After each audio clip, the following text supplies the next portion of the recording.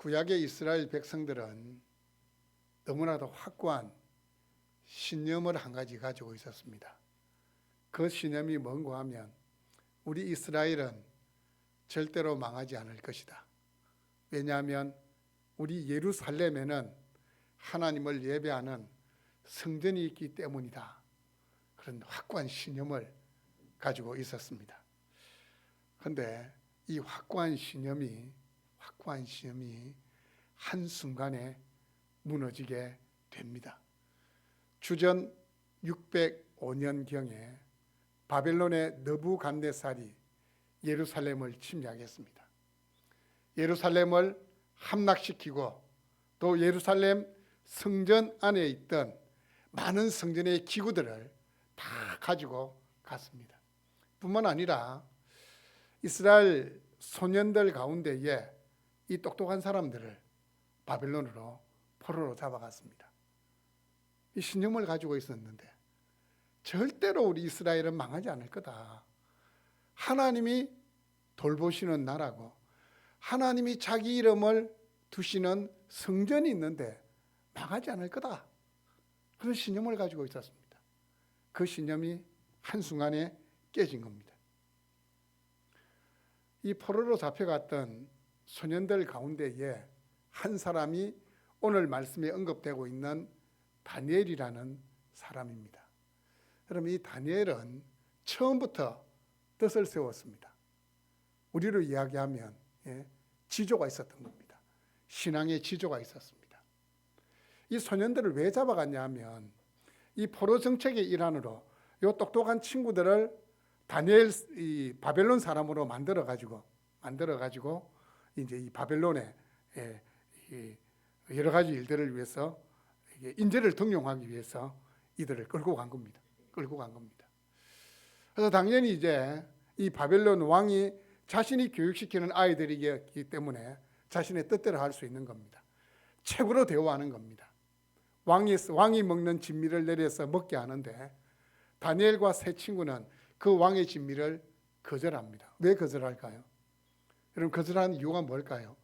떡과 고기를 주면 얼쑤나 좋다고 먹어야 되는데 이때 대부분의 좋은 고기들은 이미 바벨론이 섬기는 신들 앞에 드려졌다가 우상에게 드려지는 그것을 다시 받아서 사람들이 먹게 되는 겁니다. 다니엘은 그것을 알았던 겁니다. 그래서 다니엘은 그 왕이 내리는 진미를 거부하고 물과 채소를 먹기로, 채식을 하기로 작정을 한 겁니다. 첫 출발부터 첫 단추를 정말로 잘 끼운 겁니다. 근데 여러분, 우리가 성경으로 대하니까 뭐 그럴 수도 있지. 나도 그 상황 되면 그렇게 할 수 있다. 진짜 그렇게 했습니까? 당시에 바벨론이나 애굽의 왕들은 자신을 신격화시켰습니다.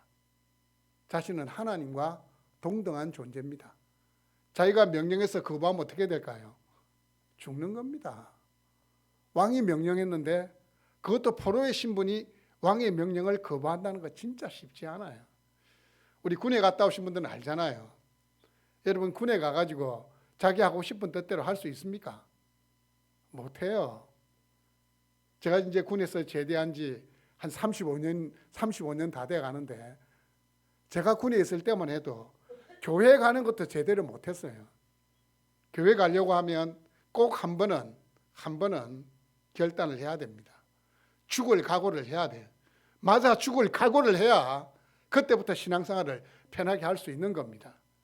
그런데 군에 있는 정도가 아닙니다. 지금 다니엘은 바벨론이라는 나라의 포로로 끌려온 겁니다. 뿐만 아닙니다. 여러분, 직장생활을 해서 아시잖아요. 여러분, 직장생활을 하시는데 상사 눈치 살피지 않고 여러분이 옳다 생각하는 그 방법대로 밀어붙일 수 있습니까? 아유, 안 된다. 저건 좀 부정이고 불법이고 편법으로 쓰는 거다. 그 상사에게 딱 찾아가가지고 부장님, 이건 아닙니다. 이건 편법입니다. 바르게 하셔야 됩니다. 그렇게 이야기할 수 있습니까? 쉽지 않아요. 그렇게 이야기하는 거 쉽지 않습니다. 저는 이 다니엘서를 읽을 때마다 우리 신앙의 선배들 일제치하에서 신사참배하지 아니하고 끝까지 신앙의 지조를 지켰던 우리 신앙의 선배들이 너무 너무 대단하고 느껴집니다. 제가 여러분에게 말씀드리지만 저는 일제강점기에 태어나지 않은 걸 너무 감사하게 생각해요. 저도 나름대로 지조가 있는 사람인데 그 신앙을 지키려면 어떻게 되겠습니까? 육체적인 핍박을 견뎌내야 되잖아요. 우리 신앙의 선배들이 얼마나 대단한지 이 다니엘서를 읽을 때마다 새삼 느끼게 됩니다. 이 느부갓네살 시대가 막을 내리고 벨사살이라는 아들이 이 느부갓네살을 이어서 왕이 됩니다. 그런데 이 벨사살이 왕이 되어서 무슨 실수를 하는가 하면 귀족들을 불러가서 잔치를 벌입니다. 잔치를 벌이는데 잔치를 벌이는 것까지 좋아요. 무슨 실수를 했냐면 예루살렘 성전에서 탈취해 왔던 성전의 기구들의 잔과 주발에 뭘요? 술을 부어가지고 그 잔치할 때 이 성전에서 하나님을 제사할 때 쓰는 그 거룩한 기구에다가 막 음식을 담아서 먹은 겁니다. 하나님을 모독한 겁니다. 그 잔치하고 있을 때에 어떤 일이 일어나느냐? 이 왕궁벽에 큰 손이 나타나가지고 왕궁벽에 어떤 글자를 적었습니다. 글자를 적었습니다. 무슨 글자를 적었을까요? 메네 메네 데겔 우바르신이라는 글자를 적습니다. 메네, 샌다는 겁니다. 헤아린다는 겁니다. 데겔, 저울로 달아본다는 겁니다. 우바르신, 쪼개진다는 겁니다. 세어지고 달아보니 너는 안 되겠다. 나라를 쪼개야 되겠다. 누가 한 겁니까?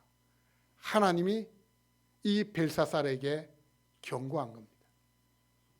한순간에 그 잔치집이 어떻게 되겠습니까? 공포에 휩싸이는 겁니다. 큰 손이 나타나가지고 메네 데겔 우바르신이라는 글자를 모든 사람이 그 글자를 다 보면서 한순간에 경직이 돼버리는 겁니다. 이 바벨론에는 수많은 술사들이 있고 지혜자들이 있습니다. 벨사살이 지혜자들을 불러서 적을 해석하는 자에게 내가 우리나라의 셋째 치리자로 삼겠다고.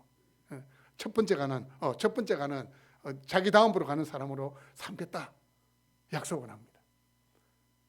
이 바벨론의 모든 지혜자들이 다 달라붙어서 그 글자를 아무리 뜯어봐도 무슨 뜻인지를 모르는 겁니다.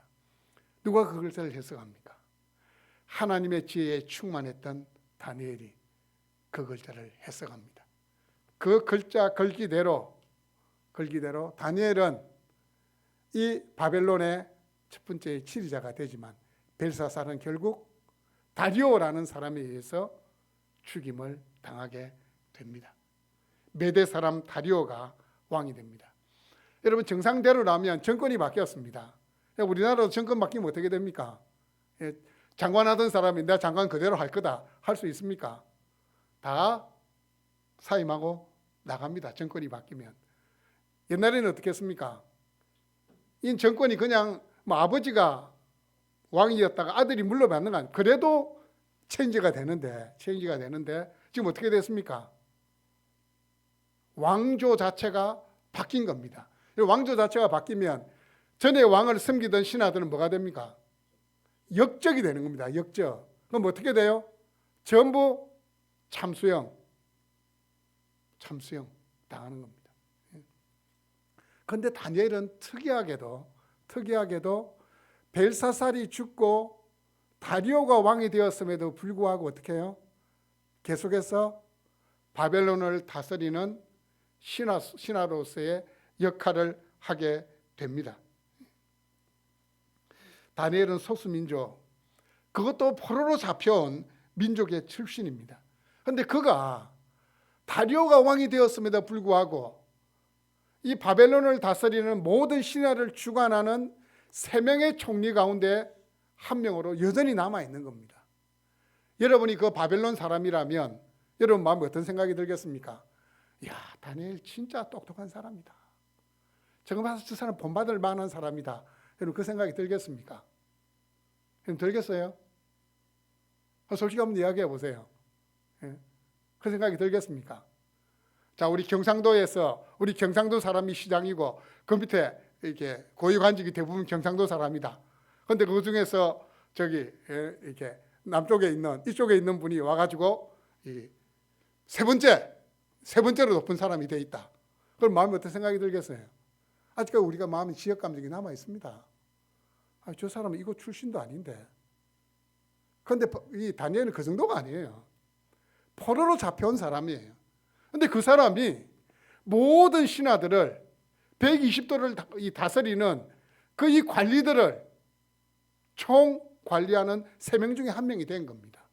그러니까 마음에 저 사람을 몰아내야 되는데 저 다니엘이 어쨌든 약점을 잡아가지고 끌어내려야 되겠다. 그 생각이 드는 겁니다.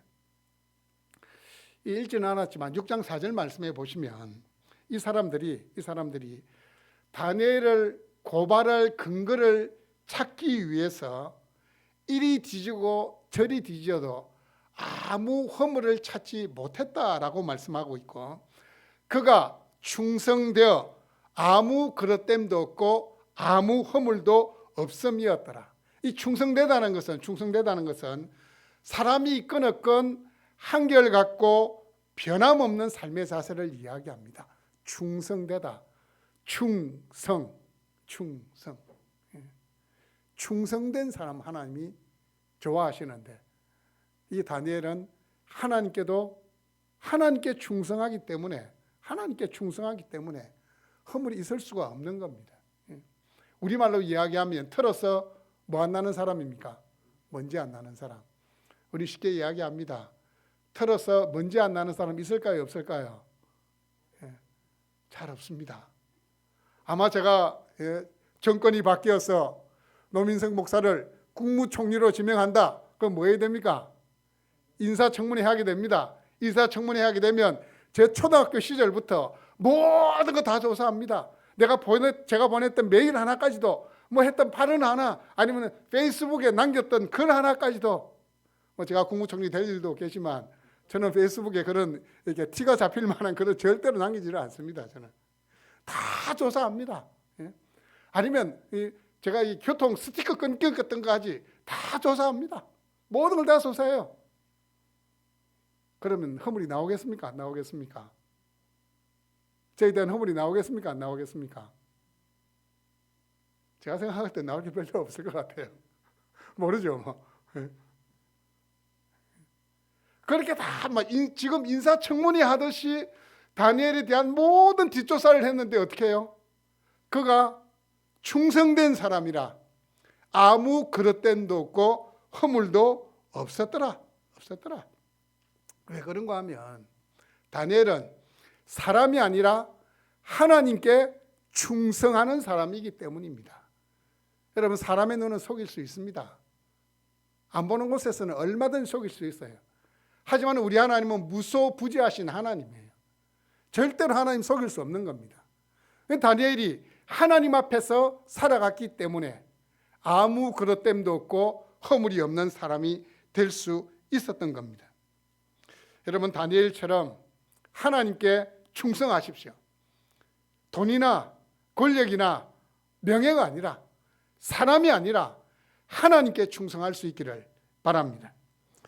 여러분, 다니엘이처럼 깨끗한 사람이었지만 매대 권력의 중심에 들어가 있으니까 언제든지 많은 사람들의 눈에는 가시 같은 존재입니다. 결국은 이 신하들이 이 다리오 왕의 허영심을 자극하는 겁니다. 여러분, 제가 설교를 시작할 때 말씀드렸죠. 옛날 바벨론이나 애굽의 왕들은 자신을 어떻게 해요? 신격화시킨 거예요. 너무 광활한 나라를 다스리다 보니까 자신은 보통 사람하고 다르다라는 생각이 살짝 드는데, 누가 또 그렇게 만들겠습니까? 밑에 있는 신하들이 왕을 신격화시키는 거예요. 왕이 신이 되면 자기들은 또 왕으로부터 부름받은 존재이기 때문에 자기들도 또 특별한 존재가 되잖아요. 그래서 이제 이 신하들이 이 다리오의 허영심을 자극하는 겁니다. 왕이요, 왕의 위엄을 나타내셔야 됩니다. 왕은 이 광활한 영토를 다스리시는 분인데, 왕은 신과 같은 존재입니다. 앞으로 한 달 동안 왕 외에 사람이든 신이든 그 누군가에게 절을 하거나 기도하거나 어떤 예배 행위를 하지 못하도록 조서를 내려야 됩니다. 혹시 하는 사람이 있으면 그 사람 어떻게 해요? 사자굴에 던져 넣게 해야 됩니다. 자, 여러분이 바벨론의 메대의 다리오 왕입니다. 이 신하들이 이런 제안을 했을 때 여러분 어떻게 하시겠습니까? 우리 변화 씨 어떻게 하실래요? 안 한다고? 뭘 안 해? 왕이 안 돼봐서 모르지. 왕이 돼보면 열의 10명은 다 좋다고 생각해 보십시오. 네? 자신의 이 고귀한 권위를 위엄을 세울 수 있는 일이잖아요. 한 달 동안 사람에게도 절을 못해요. 오직 경배할 수 있는 사람은 자기밖에 없습니다.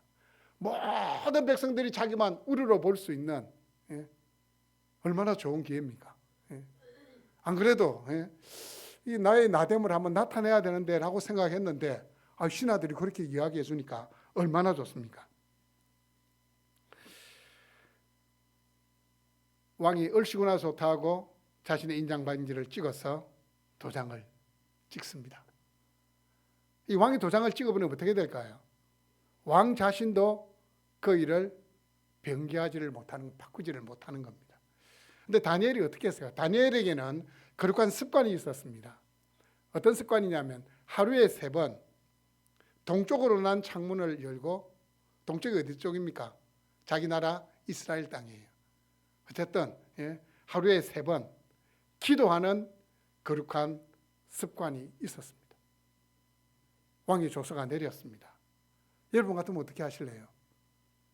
지금 이 정적들이 이 다니엘이 어떻게 하나? 다니엘이 하루에 3번 기도하는 그 모습을 보고는 다리오 왕을 자극해서 이 조서를 내리게 한 겁니다. 다니엘이 그것을 알았을까요? 몰랐을까요? 알고 있었습니다.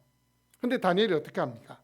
10절 말씀에 보면 다니엘이 이 조서에 왕의 도장이 찍힌 것을 알고도 자기 집으로 돌아가서는 윗방에 올라가 예루살렘을 향한 창문을 열고 하루에 3번 그대로 기도한 겁니다. 여러분 같으면 하실 수 있겠습니까? 하실 수 있겠습니까?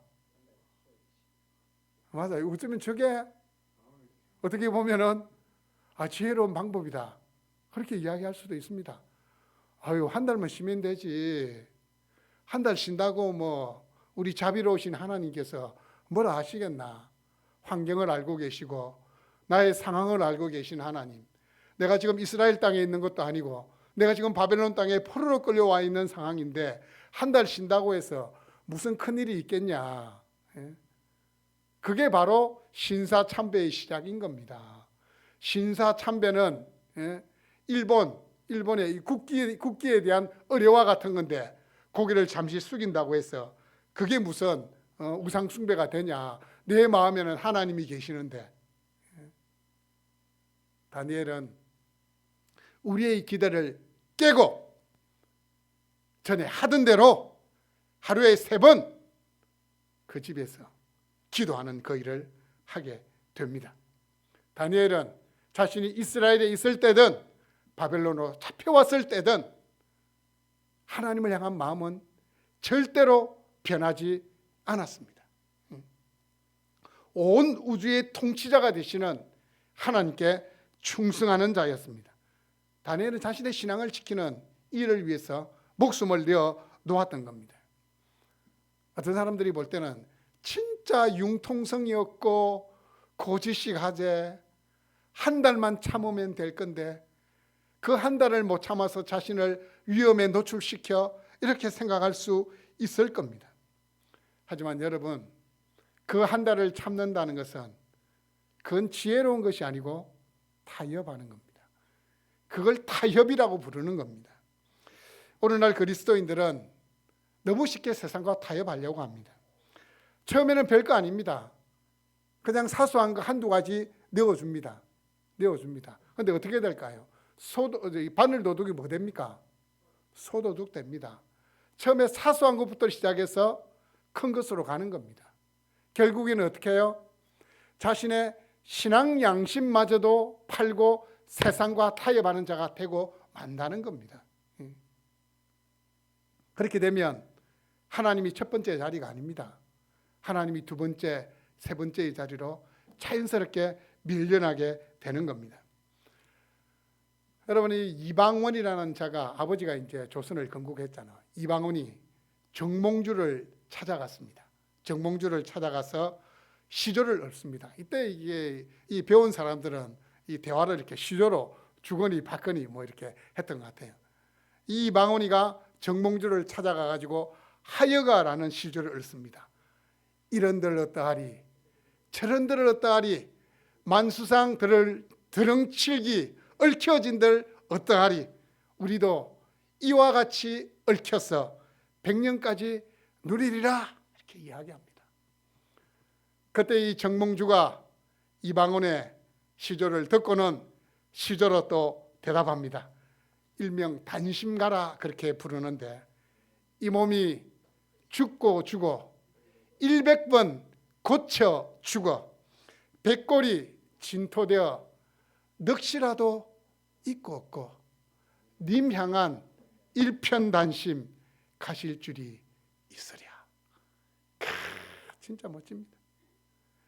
님 향한 일편단심 가실 줄이 있으랴. 정몽주에게 있어서 님은 고려였고 정몽주에게서 님은 공양왕이었습니다. 우리에게는 님은 누굽니까? 주님, 하나님입니다. 님 향한 일편단심 가실 줄이 있으랴. 신앙의 타협이라는 어떤 유혹이 들어오게 되었을 때에, 압박이 들어오게 되었을 때에 여러분 정몽주처럼 님 향한 일편단심 가실 줄 있으랴 담대하게 선언할 수 있기를 바랍니다. 하나님 없는 정몽주라는 사람들이 이 정도인데 천지를 만드신 그 하나님을 아버지로 모시고 있는 우리의 신앙의 지조는 어떠해야 되겠습니까? 님, 우리에게 님은 주님밖에 없습니다.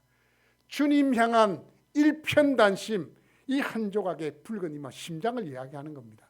나의 이 목숨은 주님께 달려있다. 주님을 향해 있다. 그 고백입니다. 사랑하는 여러분, 우리가 살아가는 이 환경은 이 다니엘이 살아갔던 신앙 환경에 비유가 되지 않습니다. 다니엘이 지금 죽느냐 사느냐 기로에 서는 겁니다. 그런데 우리는 우리 신앙을 지킨다고 해서 죽느냐 사느냐 기로에 서지 않습니다. 꼴랑해봤자 물질적인 손해 좀 보고 아니면 친구를 뭐 한두 명 잃는다든지 그 정도밖에 되지 않아요. 다니엘은 그 가운데서도 하나님의 통치를 믿고 사람의 뜻이 아니라 하나님의 뜻에 충성하는 충성된 삶을 살았습니다. 여러분 세상의 말보다는 하나님의 말씀에 귀를 기울일 수 있기를 바랍니다. 사람의 뜻이 아니라 하나님의 뜻이 여러분의 삶의 첫 번째 자리를 차지할 수 있기를 바랍니다. 다리오 왕은 자신의 뜻대로 총리와 공원들을 세웠지만 결국 그들의 계략에 빠져서 충성스러운 신하 다니엘을 잃을 위기에 처해 있습니다. 인간적인 생각과 판단은 늘 실수와 허물이 있기 마련입니다. 그렇기 때문에 우리는 순간순간 전능하신 하나님을 의지해야 됩니다. 강해 설교의 대가였던 로이드 존스 목사님에게 이런 면이 있었다는 것을 제가 처음 알았습니다. 이 목사님은 평생 아무리 사소한 일일지라도 하나님께 오랜 시간 기도한 다음 그 일에 대하여서 결정을 내렸다고 합니다. 사소한 일일지라도 하나님께 오랜 시간 기도한 다음 결정을 내렸다는 겁니다. 이 신앙의 거장들의 삶에도 삶의 중심에는 항상 기도가 있었다라는 사실을 알 수 있습니다. 다리오 왕은 이 신하들의 제안이 자신의 왕권을 강화시키는 줄 알았습니다. 자신에게 유익한 줄 알았습니다. 그런데 이 신하들의 제안이 이 칼끝이 다니엘을 향하고 있었다는 것을 몰랐던 겁니다.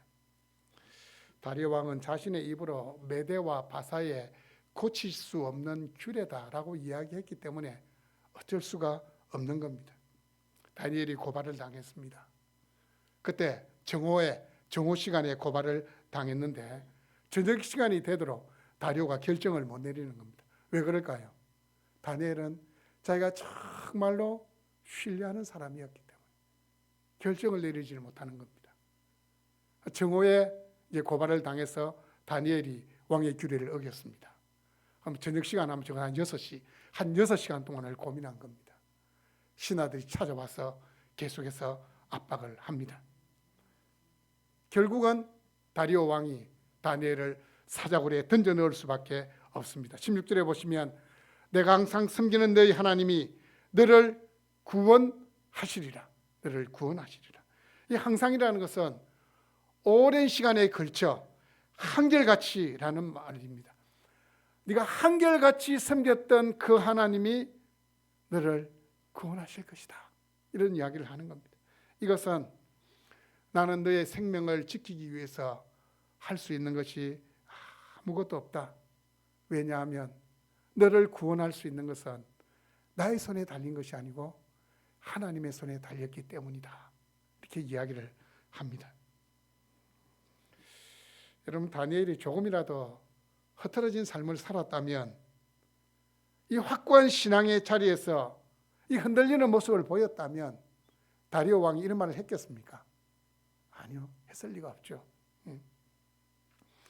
평소에도 자신의 삶을 통해서 말과 행실을 통해서 살아계신 하나님을 보여주었기 때문에 다리오 왕이 이런 말을 한 겁니다. 다리오 왕이 명령이 떨어지자 이 정적들은, 이 신하들은 아주 신속하고 정확하게 다니엘을 사자굴에 던져넣습니다.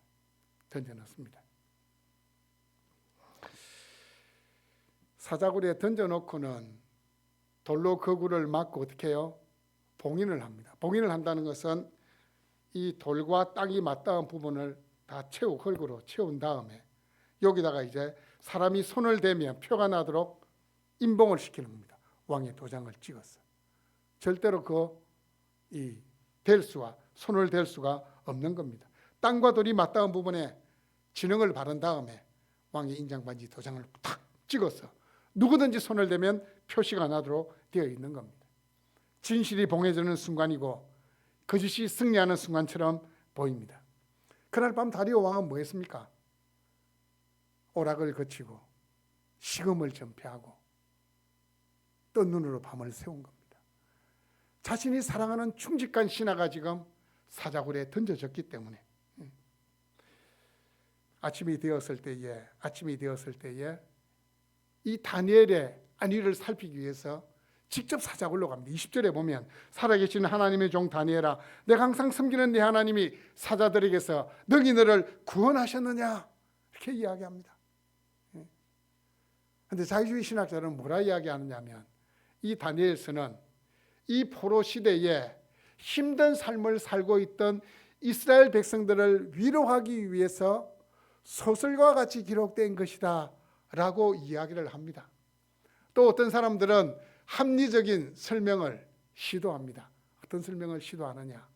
이 다리오 왕이 다니엘을 구출해내기 위해서 미리 사자들에게 음식을 배불리 먹여가지고 다니엘이 사자굴에 떨어지더라도 다니엘을 잡아먹지 못하게 했다. 이런 합리적인 시도를 합니다. 근데 여러분, 메대와 바사에 고치지 못하는 규례입니다. 할 수가 없습니다. 할 수가 없는 일입니다. 할 수가 없는 일이. 여러분, 다리오가 그런 술수를 동원했다면 밤새도록 전전긍긍할 필요가 있습니까? 자기가 음식을 충분히 먹였으면 그냥 예전과 똑같이 부어라 마셔라 즐기라 한 다음에 잠 다 자고 나서 한 11시쯤 일어나가지고 다니엘 살아있었지 이렇게 물어보면 되지. 밤새도록 전전긍긍하고 잠을 못 자고 있다가 새벽이 되자 바로 사자굴로 달려가가지고 다니엘아, 네가 섬기는 하나님이 너를 사자의 입에서 건져내었느냐 이렇게 물을 필요가 뭐 있습니까? 그럴 필요가 없는 겁니다. 본문에 보시면 몇 가지 대조되는 내용이 나옵니다. 이 대적들이 사자굴을 봉인했고 하나님은 어떻게 해요? 이 사자들의 입을 막았습니다. 또 다리오가 그 밤에 금식했고 하나님은 사자들로 하여금 금식하게 만들었습니다. 다니엘이 다리오 왕에게 해를 끼치지 않았듯이 다니엘도 어떻게 해요? 다니엘도 다리오 왕에게 해를 끼치지 않았습니다. 하나님께서 사자가 다니엘에게 해를 끼치지 않도록 막아주셨던 겁니다. 이 모든 배후에는 누가 계신다고요? 하나님이 계십니다. 성경은 다니엘이 사자굴에서 건진받은 이유를 그가 자기 하나님을 어떻게 했다고요? 믿음이었더라. 그가 자기 하나님을 믿음이었더라. 26절에 보시면 그는 살아계시는 하나님이시오 영원히 변하지 않으시리시며 그의 나라는 멸망하지 아니할 것이요 그의 권세는 무궁할 것이며. 이거 누구의 입에서 나온 겁니까? 다리오 왕의 입에서 나온 겁니다. 이방 왕의 입에서 그는 살아계신 하나님이다라고 선언을 한 겁니다. 여러분, 하나님은 지금도 살아계시고 역사하시는 분이십니다. 그의 나라는 영원할 것입니다. 세상의 지도자는 무능하고 무지해도 하나님은 전능하십니다. 자신의 백성들을 반드시 보호하시고 인도하시는 분이십니다. 여러분, 어떤 환경에 처하든지 하나님을 신뢰하시기 바랍니다. 그 어떤 순간에도 하나님의 편에 서는 것을 주저하지 마시기를 바랍니다. 이 다니엘서의 말씀은 오늘을 살아가는 우리에게 살아계신 하나님이라는 사실을 확신을 주기 위해서 하나님이 우리에게 주신 말씀이에요. 역사상에서 일어났던 사건입니다. 하나님이 사자의 입을 봉하시는 것, 역사상 일어났던 사건입니다. 여러분, 대적들이 사자굴에 던져지게 되었을 때 어떻게 됐습니까? 그 밤에 사자들이 금식을 했다면, 아니면 충분히 음식을 먹었다면 아침에 일어나서까지 음식을 먹을 이유가 없습니다. 어떻게 됩니까? 이들이 땅에 닿기도 전에 사자들이 그들을 움켰다고, 찢었다고 말씀하고 있습니다. 하나님의 전능의 손으로 사자의 입을 막아버린 겁니다. 여러분, 여러분이 처해 있는 삶의 한복판에서 살아계신 하나님 드러낼 수 있기를 바랍니다. 환경 탓하면 안 됩니다. 다니엘이 환경을 탓하면 절대로 그렇게 살 수 없죠. 환경에 순응하면 살아야죠. 왕이 내리는 진미도 먹고 30일 동안 사람이나 신에게 절하거나 어떤 예배행위 하지 마라 하면 안 하고 눈치 보면서 이렇게 눈치 보고 저렇게 눈치 보고 눈치 보며 살아야죠. 여러분, 사람 눈치 보지 마십시오. 우리가 눈치를 봐야 될 대상은 누굽니까? 하나님입니다. 종들이 쳐다보는 것은 주인의 손을 쳐다보듯이 하나님의 종인 우리는 하나님의 눈치만 살피면 되는 겁니다. 하나님만 바라보면 되는 겁니다. 왜냐하면 믿음이 이기기 때문입니다. 믿음이 이기기 때문입니다. 여러분에게 몇 가지 질문을 드리겠습니다. 여러분 들어보시고 여러분 마음에 맞다 싶으면 아멘으로 화답하십시오. 여러분, 하나님이 살아계신 분임을 믿습니까? 목소리 좀 작습니다. 여러분, 하나님의 나라는 영원하다는 것을 믿습니까? 여러분, 오직 하나님만이 역사의 주인이시다는 사실을 믿습니까? 여러분, 하나님이 지금도 자신의 백성들을 눈동자같이 지키시고 보호하신다는 사실을 믿습니까? 여러분, 다니엘의 하나님이 바로 나의 하나님이 되신다는 사실을 믿습니까? 여러분, 하나님을 신뢰하는 그 믿음이 세상을 이긴다는 사실을 믿습니까? 요한일서 5장 4절은 말씀합니다. 무릇 하나님께로부터 난 자들은 세상을 이기느니라. 세상을 이김은 이기시니 곧 우리의 믿음이니라. 아멘.